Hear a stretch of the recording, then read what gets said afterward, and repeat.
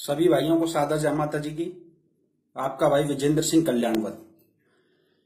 ST और SC जो act है उस पर केंद्र सरकार जो अध्यादेश लेकर आ रही है सुप्रीम कोर्ट के निर्णय के विपरीत, उसका हम विरोध करते हैं और उस विरोध को हम परिणाम की परिणति तक पहुंचाएं, ये हम सभी को संकल्प लेना है।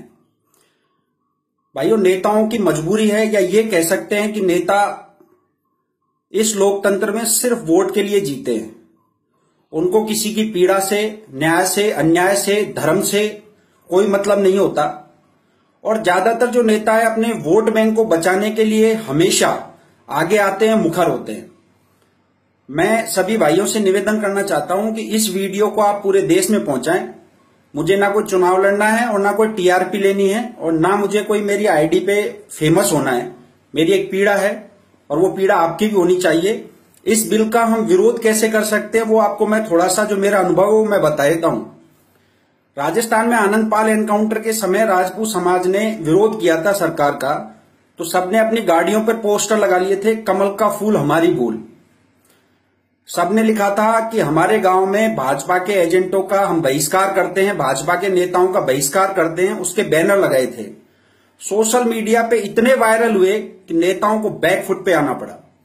मैं पूरे देश के सवर्ण समाज के लोगों से अपील करता हूं कि ये बिल आपके लिए सर्वनाश की ओर जाने वाला है, क्योंकि अब हालात ये हैं कि हर आदमी आपके खिलाफ अगर झूठी भी रिपोर्ट दर्ज करा देगा तो आपको जेल जाना पड़ेगा, जबकि हमारा कानून कहता है कि पहले जांच होनी चाहिए, उसके बाद जेल जाना पड़े। लेकिन वोट बैंक की राजनीति के चक्कर में ये हो रहा है। अन्य पिछड़ा वर्ग के भाई चुप क्यों हैं? वो बोल क्यों नहीं रहे हैं? आप लोगों को भी तो जेल जाना पड़ेगा, आप लोग भी बोलिए भाई। आप लोगों के नेताओं या आकाओं के चक्कर में अगर आप नहीं बोल रहे हैं तो तय मानिए आज नंबर अगर पड़ोसी का है तो कल आपका होगा। अलग अलग जगह की अलग अलग परिस्थितियां हो सकती हैं, लेकिन अगर न्याय और धर्म की लड़ाई है तो लड़नी चाहिए। भगवान श्री कृष्ण ने कहा था महाभारत में कि अगर अन्याय हो रहा हो और धर्म के लिए लड़ना हो तो चाहे खास भाई हो उससे भी युद्ध करने में कोई बुराई नहीं है। ये युद्ध नहीं है, ये एक लोकतांत्रिक लड़ाई है। सच्चाई के लिए हमारा जो संघर्ष है वो जारी रहना चाहिए।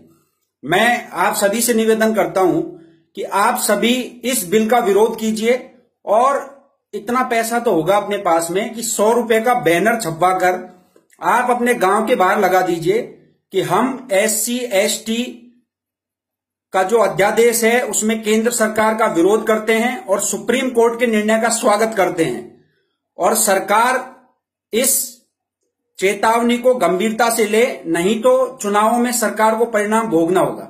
ये आप बैनर लगा सकते हो गांव के बाहर, आप अपनी गाड़ियों पे स्टिकर चिपका सकते हो कि एसटी एससी का जो अध्यादेश है उसका हम विरोध करते हैं। विरोध के हजारों तरीके होते हैं और तरीके अपनाना ये एक बुद्धिमत्ता का परिचय है। मैंने आपको तरीका बता दिया। जितने भी सवर्ण भाई हैं वो बाकायदा अपने गांव के बाहर बैनर लगवाएं कि हम एससी एसटी बिल है उस पर जो अध्यादेश लाया जा रहा है उसका हम विरोध करते हैं। ये आप बैनर लगाइए, आप देखिए ये जन जन की क्रांति बनेगी। और इस बिल पर मैं वादा करता हूं आपसे, मैं एक आदमी हूं, मैं कोई संस्था नहीं हूं, मेरा वादा है सरकार को इस बिल पे पीछे हटना ही पड़ेगा या इस बिल को लटकाना पड़ेगा। यार, जब एसटी एससी के लिए रामविलास पासवान अपनी सरकार की खिलाफत करने को तैयार है, सावित्रीबाई फुले ओपनली कह रही है कि अगर बिल वापस नहीं लिया तो मैं इस्तीफा दे दूंगी, ओम प्रकाश राजभर जैसे मंत्री कह रहे हैं, राजस्थान के 3-3, 4-4 कैबिनेट मंत्री सरेआम, आप ये देख सकते हैं कि सरेआम वो फेसबुक पे पोस्ट करके और प्रधानमंत्री को बधाई दे रहे हैं। और वो दोनों तीनों कैबिनेट मंत्री है, राजपूत हैं। क्या हम उनका विरोध नहीं कर सकते? क्या वो भगवान है क्या? अरे, नेताओं को जब अपनी जमीन खिसकती नजर आएगी तब उनको पता चलेगा कि अन्याय क्या होता है। मैं देश के सभी भाइयों से निवेदन करना चाहता हूं, अपने गांव में, अपनी गली में, चौराहे में आप पैसा इकट्ठा करके पोस्टर छपवाएं, बैनर लगवाएं और अपना अपना आप बिल्कुल विरोध दर्ज कराएं। और राजस्थान, उत्तर प्रदेश, मध्य प्रदेश, छत्तीसगढ़, जितने भी हिंदी भाषी जो राज्य हैं जिनमें लोग सबसे ज्यादा प्रताड़ित है, मैं पूरे देश से निवेदन करता हूं, सभी भाइयों से, अन्य पिछड़ा वर्ग और सवर्णों से, इस बिल का विरोध करो, पुरजोर तरीके से करो। हर गांव में बैनर लगाओ, पोस्टर लगाओ। जन क्रांति से बड़ी कोई क्रांति नहीं होती।